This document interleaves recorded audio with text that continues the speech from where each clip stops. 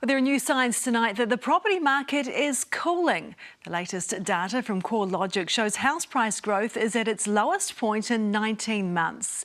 Nationally, prices were down 0.7% in March, with noticeable dips in Hamilton, Rotorua, Wellington and Dunedin.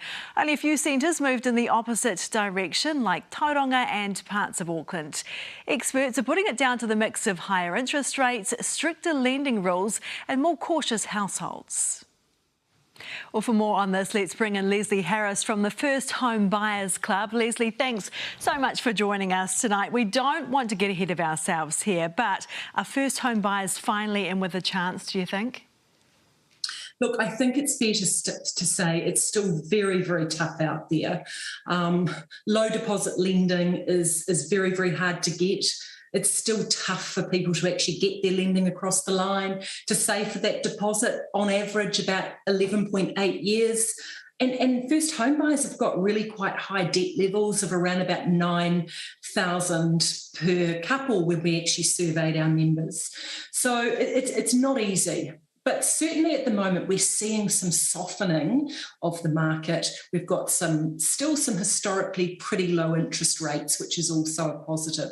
We're seeing more properties by negotiation or a fixed price, which is heaps better for first home buyers because we're not needing to shell out for different inspections, valuations, building reports and things like that. And then we don't win at the auction, so we've got to do that another 2, 3, 4 times, which chips into the deposit. So certainly also time getting less popular these days. So that is a good thing for first home buyers, is it?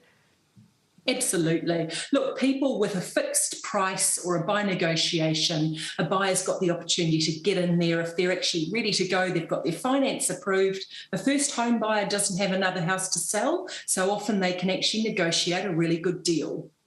So a couple of glimmers of hope there. Is there anything that first home buyers should be steering clear of? Look, I suggest, really take a look at that debt level. That debt is potentially going to cut you off from about $75,000 worth of lending if it's around about $9,000 debt. So you've got to get rid of that debt first. Consider all forms of home ownership. Don't get too tunnel vision and look at the property for, say, a 20-year plan. Maybe look at it more as a foot on the property ladder. Look at all different means and ways of getting into that first home. Do your research and become a real expert in becoming a first home buyer.